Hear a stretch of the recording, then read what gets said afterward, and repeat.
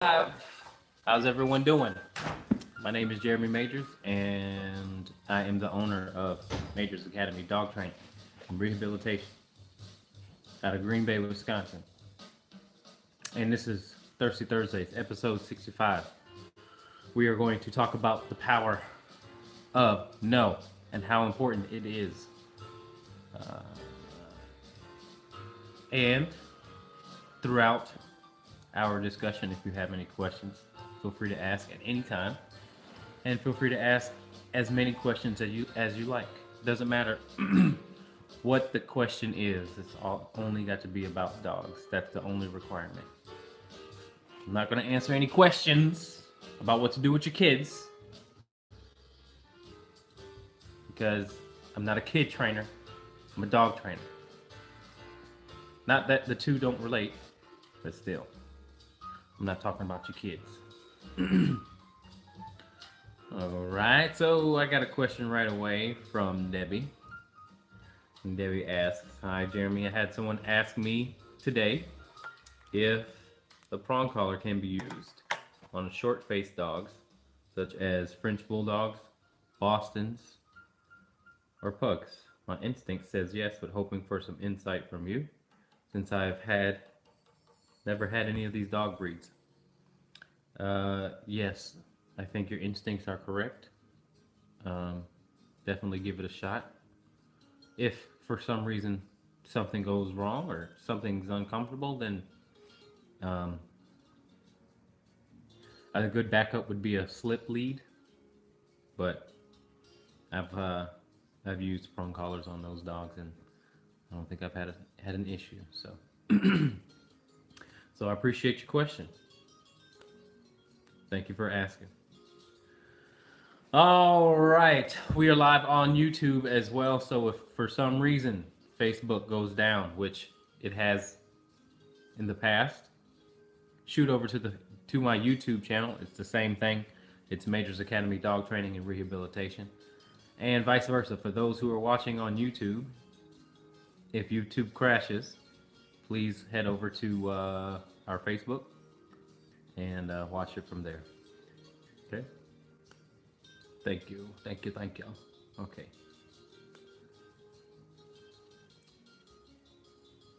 Kristen has a question. Let's see.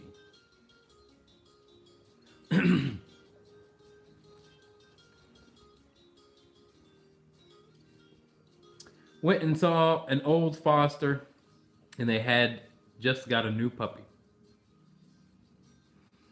As Luna was jumping on me and kissing me, the pup would jump up and nip. Correct by seating with leash. I don't think at this point you have to kind of correct that. I mean, maybe once the dog can be older and really understand what you want, but for now, the puppy just probably being a puppy. What is the puppy mixed with?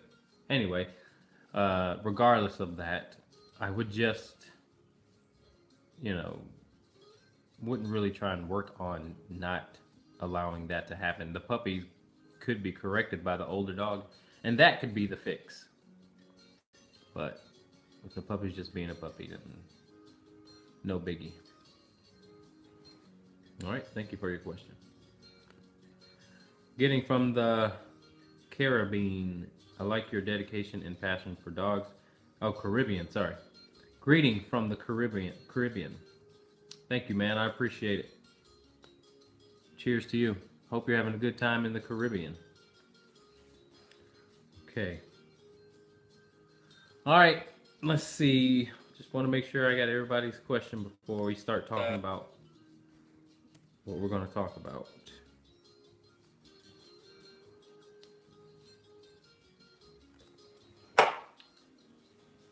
Okay. Let's get into it then. So, if you keep up with the page, you know that I've recently posted up a Facebook post in regards to one of my go home sessions and working with their family and their dog. Okay, so part of the process that what we do here is after the 3 weeks is done, we'll have whoever I always say, when people come and pick up their dog, they say, should I come alone? Should I bring my family? Should I bring my kids? And I always tell them, bring everybody who's going to be involved in that dog's life.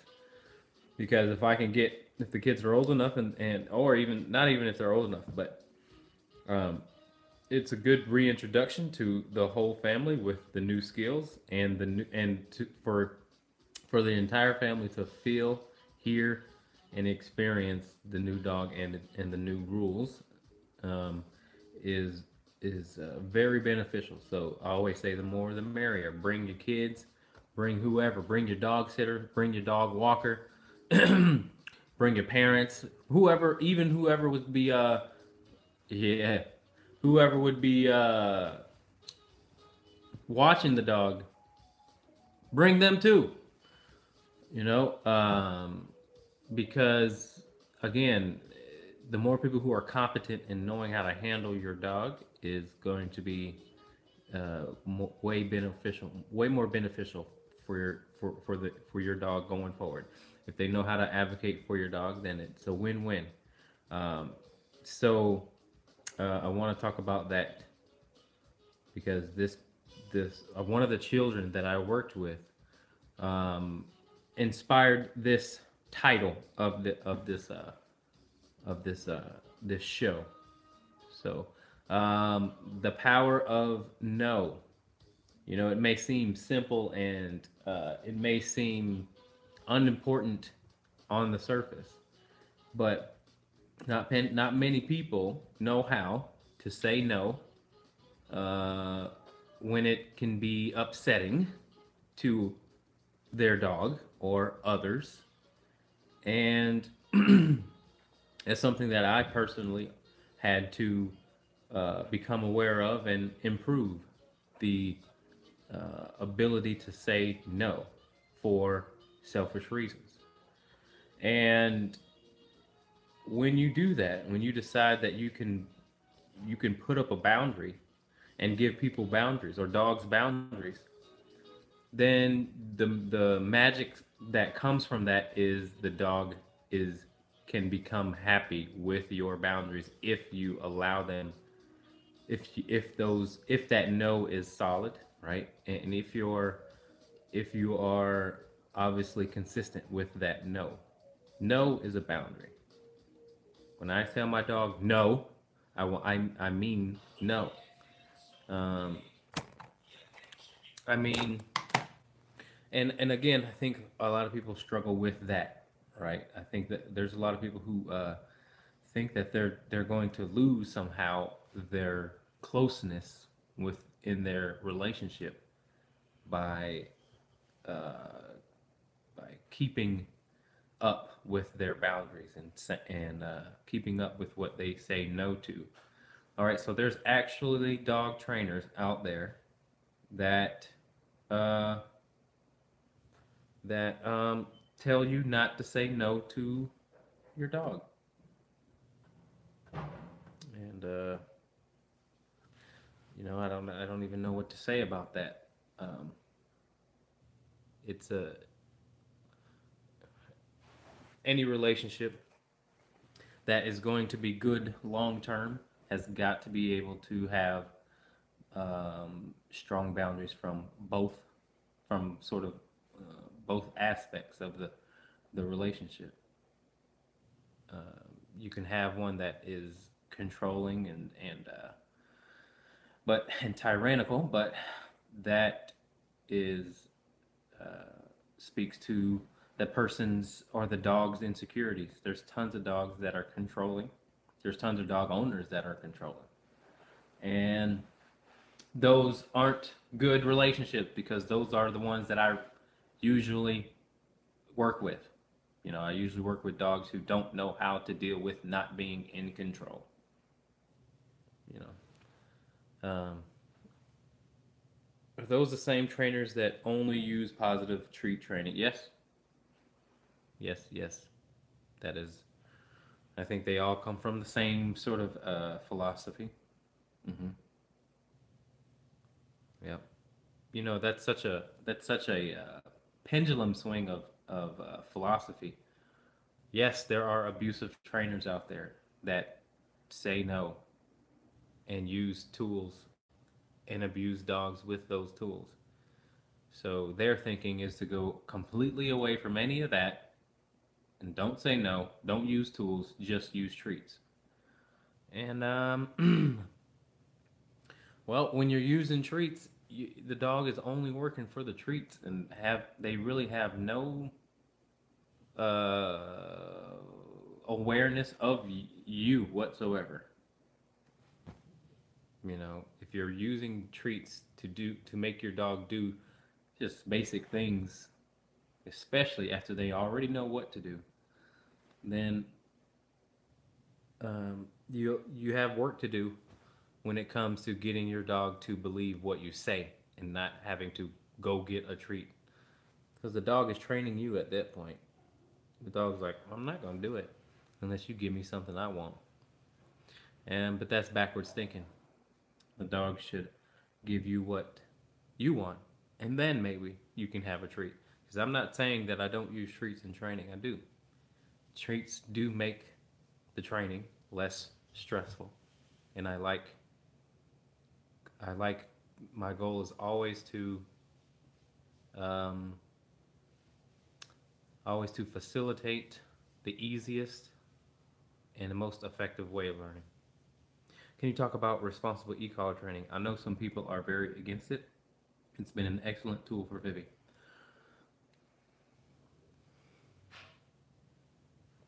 Yeah, we just had there's a group, a Facebook group called the International Associate. No, there's a it's a group that is sort of a support group for e-collar trainers, and yeah, you know, I think what people run into, yeah, Wisconsin's actually pretty good about, you know, not being against it in as a whole. When I was down in Georgia, um, it was really frowned upon, you know, and you had to really convince people that you weren't. Oh, I did get in sort of a scuffle with a person that said that the shock collar made the dog bite her. And um, so what happened was this lady posted up a picture of her arm that had four puncture wounds. I mean, these puncture wounds were bad. And and then she goes on and on about um, how the shock collar made the dog aggressive.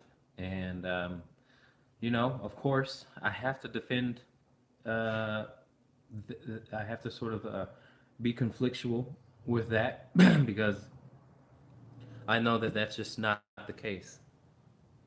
It's just not the case, especially if you use it in a responsible way. But then I had people sort of, you know, attack me that said, you know, you're just trying to mull the situation, blah blah blah blah blah, and it's just like, you know, I feel bad for the person that got bit. I really do. I really feel bad for the situation, and I feel bad for anybody who had to experience a negative experience with their dog and e-collars.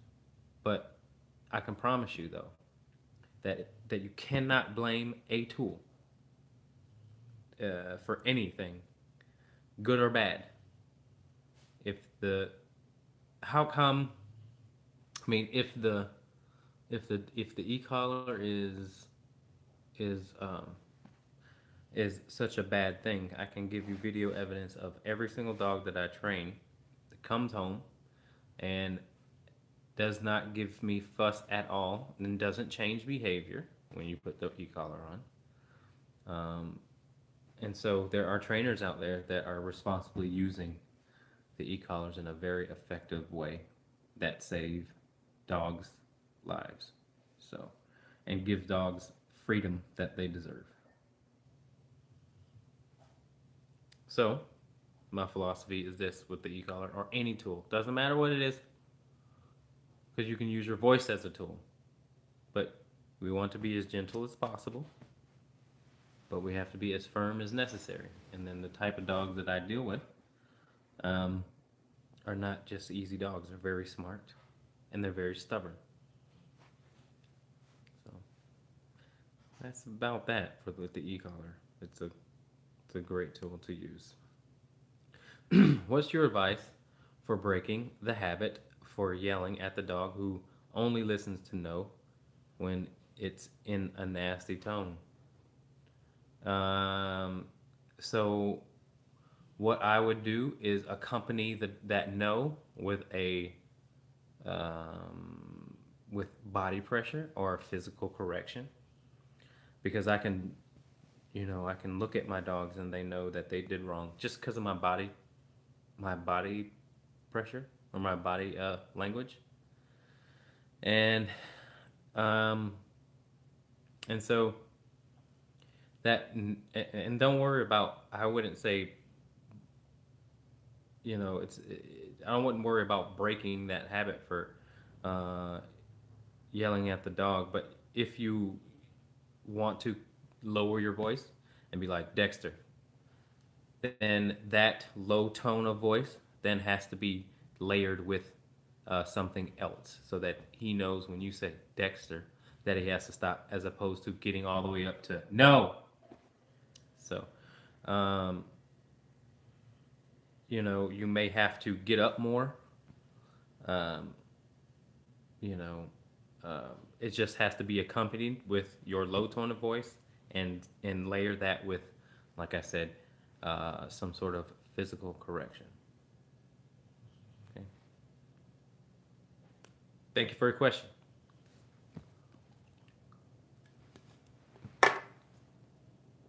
Okay. All right, Jeremy, what do you think about dog daycare in general? And specifically, what about for a dog that is nervous when meeting new dogs? He'll bark and choose to run away, but will then later play. I think it's fine.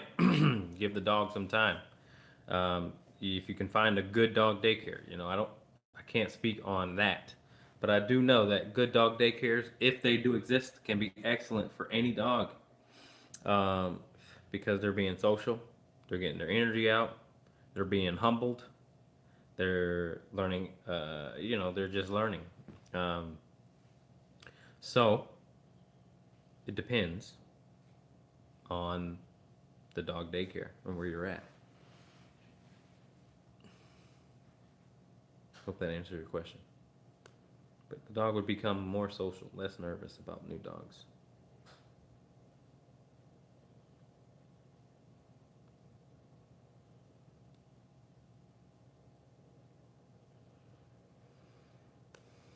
Okay. Hello. Work with dogs at a time. Do you work with two dogs at a time? My sister recently moved, and her dog and other dog hate each other. Her dog became violent towards her just at random times. Would you be able to help train to live together? Absolutely. Yeah, what happens when two dogs decide to get violent, or when one dog decides to get violent? It's never random. I'm going to tell you that right now. Because if it's truly random, then you need to put the dog down. But it's never random. It's always for a reason. Reasons that you may not be aware of. And one of those reasons is jealousy of attention, or resource aggression over toys, food, bowls, space, um, or they just don't trust each other because of past, bad interactions. Um, so once you're aware of why it's happening, you can definitely help improve it. What's got to improve is their relationship, but it only you can only guarantee the improvement by sep- um, by gaining more control over them in the house while they're around. So I trained two Rottweilers. I always bring up the two Rottweilers because they're the perfect example, and I actually really enjoyed working with the owner. Her name is Pat, um, and they live in Door County, and she's a very experienced dog owner, and she actually competes with her Rottweiler, but she had to stop because the one dog was very dog aggressive. So we went through 4 sessions, and because she was so experienced. Now, if you're not as experienced as her, then I would suggest a board and train. But anyway, they would fight, and they would fight often, and it got worse because they didn't even trust being around each other. It was like a "I'm gonna get you before you get me" sort of situation. And once we coached them on how to gain control, and in large part of what we do and how we interact with them, and when we interact with them, and how we and when we enforce behaviors or reinforce behaviors. Once we started to change that and be aware of that, then they came to a point that they played with each other again. And that is obviously the end goal, the best goal, is to be able to facilitate a trusting relationship between the two. But it does come down with holding them accountable for their behavior, which means no fighting. That's a bad thing, and we have to let them know that. But secondly, we have to gain control in the house long enough for them to know that, it's not worth it to fight, because we can develop an inhibition to between dogs, and then they learn to coexist, at the very least, coexist with each other and respect each other's space. All right. Thank you for your question. Feel free to ask another one. Okay. I think we ran out for a minute. Now let me go back to sort of the topic.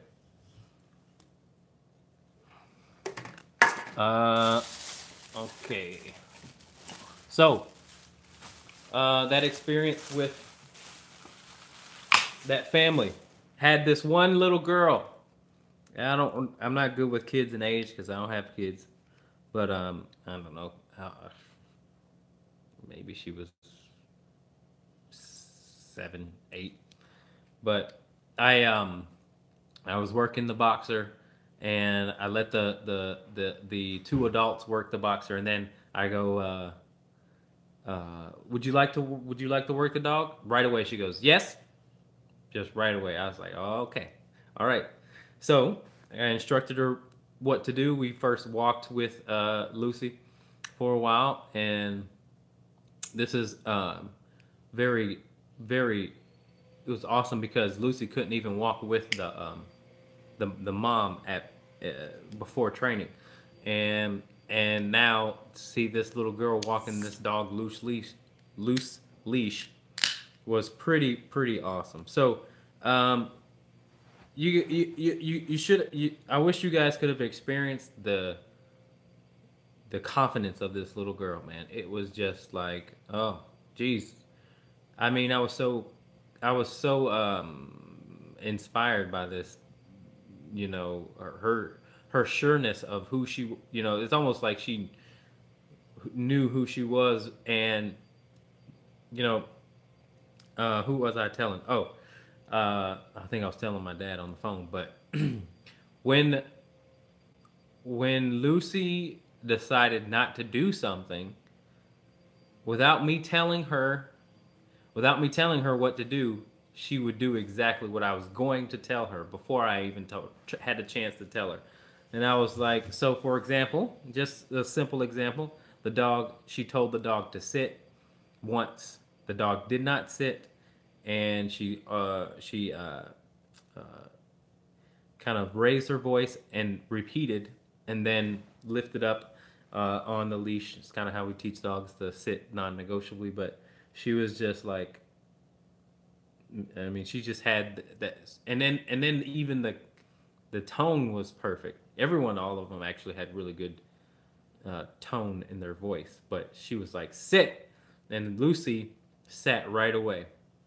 And the crazy thing is, Lucy didn't even sit that way for her for the mom. And so I was just really inspired by this.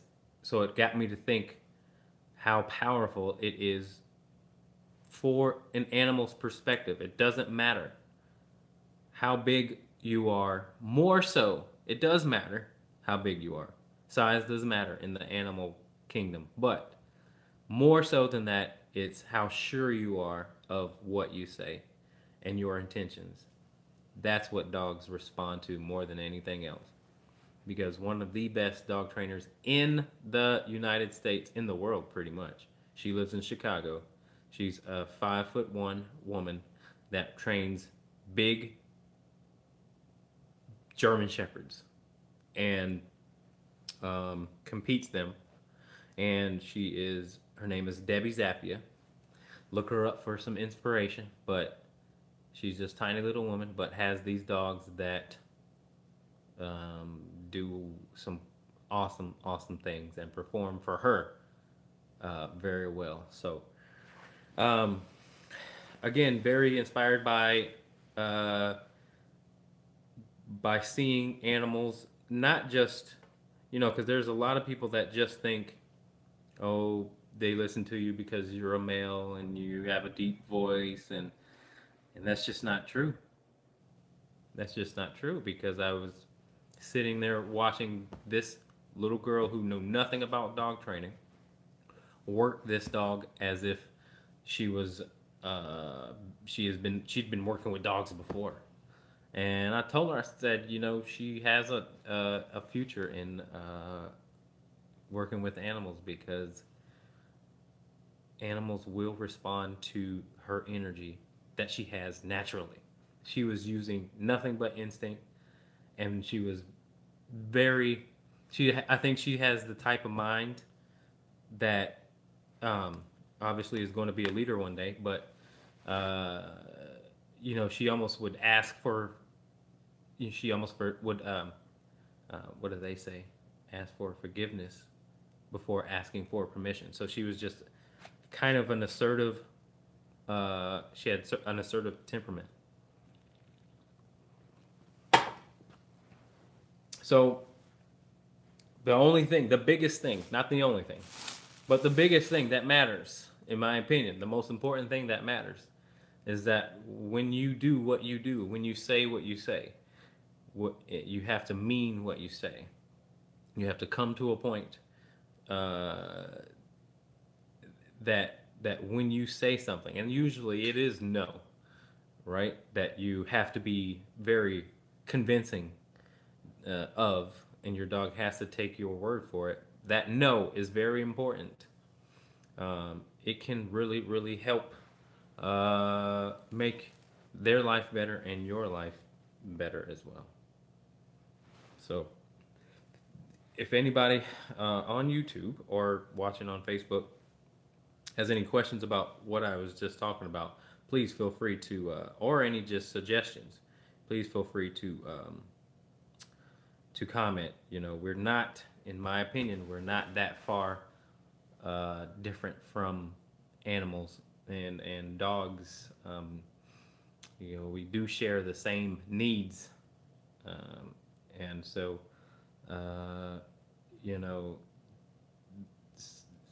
it's clear that some dogs know how to train their owners.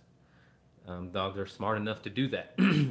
And so if they're smart enough to train you, then they can clearly have the ability to be trained themselves. They can, or behave themselves. So, and that's what we kind of, help people realize. So, I was very, very, very, very happy to see Lucy respond to that little girl so well. It's a I can't even explain it. It's just awesome. All right, back to some questions. Earlier I had a dog and cat situation, so I want to talk about that a little bit, just briefly. But sometimes when you're working with a dog that chases your cat and or is cat aggressive, and your cat does not come out, and your cat always runs, one thing you can do to ensure that your cat can actually come out and be more comfortable is take control of the dog. If the cat can actually see that you can take control of the dog, the cat be may become more explorative, may come out more, may interact more, um, and that will build your cat's confidence up. That the cat does not have to run every time you see your dog. If every time the dog sees the cat, it's a daggum chase game throughout the house, then that's what's going to happen. Your cat's going to be like, I'm not coming out. So let your cat see that you can control your dog. Cat starts to come out more. Okay, so my last little situation was this German Shepherd puppy, 11 months, would chase one cat but not the other. And I said, why? Because one cat stood its ground, smacked him in the face a few times. Jack said, this cat right here, I can't play with. This one means business. And the other cat, not as, sure of itself, would run away. But after we got control of the dog, the cat stopped running. Then the cat stood there and stood its ground. But we had to show the cat that the dog can actually be doing something other than chasing me when we see each other. So that would probably be the first step. I've done that many times with many dogs and cats. But that's with everything too. Now, I just was on the phone this week with a person who had a scare with their dog and their child. Actually, I've had a couple of calls this week about that. And, one of the dogs I know for sure knows exactly uh, uh, was certainly being, I would say, sassy, more sassy than anything else. It wasn't a fear thing. It was a possessive thing. And the situation was the dog was by the door. The person was in the bathroom. The dog was by the door in the bathroom laying down. Baby came up the stairs. And baby probably tried to go into the bathroom. Dog bit the baby. Okay. So, in my mind, that dog is being possessive, right? And that dog shouldn't definitely know that despite becoming uncomfortable in any way, that it's not okay to do what you did. And that's what you have to teach your dog. And so, very high level, come to Jesus type meeting, type consequence would be required for that dog. Okay, because the dog could have walked away. But the dog said, I don't want to walk away. I want you to go away. That's what we can fix. That's what we can work on. The dog should not be thinking like that. There are many dogs that think like that. Golden Doodle. And then when I suggested that type of consequence to the owner said, well, I'm worried that the dog does it to me. I said, okay, now we have to take another step back. You got to address that first too. That's your first thing. Dog shouldn't think it's okay to put its teeth on you at all. Okay, get that sort of respect from your dog first before it can have the ability not to do that to your child. Okay, so that level of respect will help your dog think twice about the actions, the negative actions that you're talking about. Suggestions for punitive consequences. High level e-collar, put the e-collar on, put it on 100.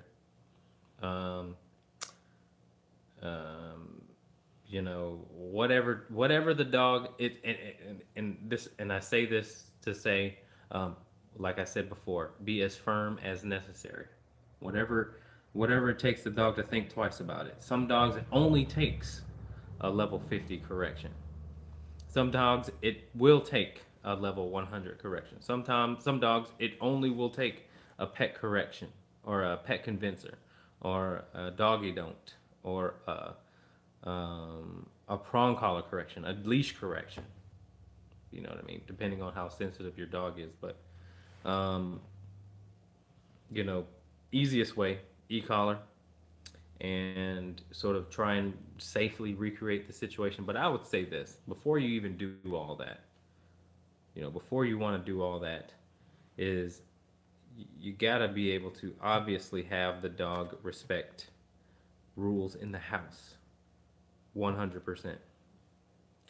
So when I would have baby around dog for the first month or so, I would make sure that my dog is not running around the house barking at out the window, at the door, uh, playing in, you know, crazy in the house, toys around, bones around. None of that crap should go on before I even think that we can take the next step in introducing the dog to the baby, because the dog has to know through your control that this thing, this loud, smelly thing that you brought in the house that gets all the attention is going to is the priority, and there's nothing you can do about it but accept it. And so I think that's the problem, is that people move forward too fast without the dog fully accepting this big change. And it's an adjustment for everybody. So taking time for dogs to figure out first of all that there are boundaries that you cannot cross. Right? Never leave a dog alone with the baby, 100%. There are boundaries that you can't cross. That's the first thing.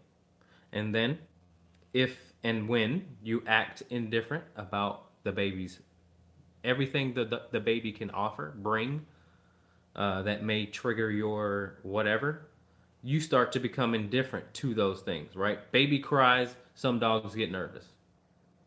You know, yeah, baby crawling, some dogs get nervous. Okay, the dog has to become indifferent to all of that, or I would say, to make sure that nothing happens, the dog has to become indifferent to all that before you take the next step in allowing your dog to sort of free roam when your baby is around, or come up to the baby. Everything should be on your terms. The baby should not come up, or the dog should not come up to the baby when you're sitting on the couch with your baby or your child. Okay, everything is on your terms. That's how you get the dog to be okay with the child. And eventually, just like with dog to dog relationship, just like with dog to cat relationship, once you sort of separate the two or just put boundaries between the two, they can sort of get to know each other from a distance, and the relationship gets better because of that. And it's not because it's too much too soon. Sometimes when it's too much too soon, you will have to work from going backwards. Like you'll be taking a step back if it's too much too soon. One client that I talked to says when they walk in the room with their baby, the dog gets up, starts barking. So the dog should not be doing that. We want to get to the point where we can say, go lay down in your bed when that happens. That's how you fix that problem. Not just avoid the dog actually maybe having the potential to do something to your baby, but that's how you fix it too, because you're taking control of that situation.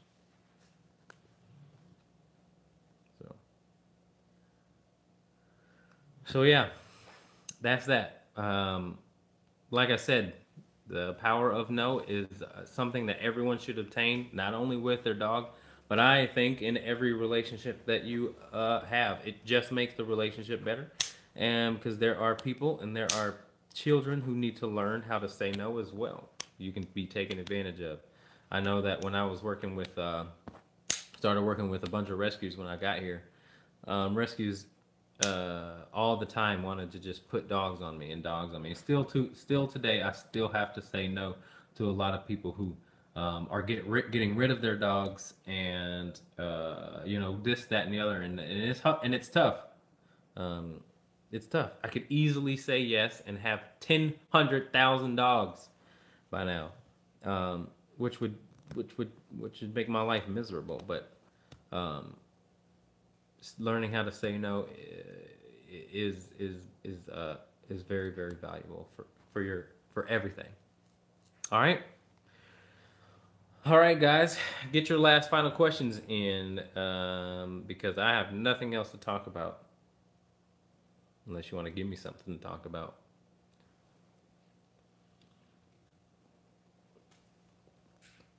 I hope everyone is having a wonderful Thursday. I hope you guys are looking forward for Friday. I don't have anything going on this weekend. Actually, no, I don't have anything going on. I'm just going to be sitting at home with the dogs. All right. Looks like that's that. Wait a minute. Have you tried the new Lakefront Brewery beer? Lakefront Brewery has tons of beer. Yes. Which one are you talking about? It's a dark beer. No, I don't think I've heard. If it's titled My Kristen, no, I haven't tried that beer. I have tried their what dark beer do they have? Crap. I can see it. I can see the label. It has like a building on it. But one of the dogs that I trained that is like in probably one of the most popular videos that I've produced. The dog's name is Stella, right? Her owner, Stella's owner. I'm gonna have to try it then. Stella's owner is the manager at Lakefront Brewery, and that tour, the Lakefront Brewery tour, is one of the best tours ever. So, yes, I am familiar with Lakefront. When I was in college, I went to UW Milwaukee. So when I was in college, that's what we would do. We would go to the Lakefront Brewery tour. Yeah, it's a great tour. So anyway, the executive chef of Lakefront Brewery is my friend. Her name is Kristen. Okay, yeah, they did. They also made a beer after Stella's dad. His name was Dylan, and so I don't know if they still have it, but they had a beer named Dylan for a while. Dylan, Dylan's. I don't think they're engaged yet, but his girlfriend Whitney owns a grooming business. So they're good dog people. Anyway, all right, folks, I'm gonna get out of here. Wait a minute. Put on the brakes. How do I get my dog to stop barking at the window? Mainly when other dogs walk by. So you have to get more control in the house, right? You have to be able, to gain the ability to say, "Go lay down," and your dog actually do so, right? So one of the things that we teach our dogs and the clients that we train is they have their bed that's wherever. Doesn't really matter where it is, but more structure in the house and more calm energy in the house is going to alleviate that. I say no, and it turns into a chase. So what I would start doing is putting a leash on the dog, working on taking the dog to a place where it can go lay down, like a dog bed, right? So we teach the place command, and the best way to get your dog to stop running from you is to have the leash on too. Let her drag the leash around and start teaching the dog without dogs present outside that it has to stay, when it's inside, it has to go on its bed. And that way, when you get good enough, you want to have the ability to say, "Go to your bed," or "Go lay down," and the dog actually do that despite dogs being outside. So that's the end goal. But it takes work without dogs on the outside and just you and your consistency. You got to be more stubborn than the dog. Take the leash, walk them over, put them there. You can put them in a sit and drop the leash, or you can put them in a down and drop the leash, or But in the beginning, you'll have to stay there with the dog because the dog will probably just walk right off. But I have a free video on YouTube that teaches you how to get that sort of result. But if your dog's running from you, just put a leash on it. All right, get control of the house. Of all dogs, if there's dogs that are other dogs in your house that are instigating it too, that may make things a little bit more tough for your dog. But your dog just has to listen to you. Be more stubborn than the dog. All right. I hope that helps. Thank you for your question. All right, folks, I'm getting out of here. Thank you for watching. Give me a thumbs up. Give me a heart. I like that you guys are here every week. I appreciate seeing people who come consistently. I hope this helps. We'll be here next Thursday. Same time, same place. You guys have a wonderful weekend. Cheers.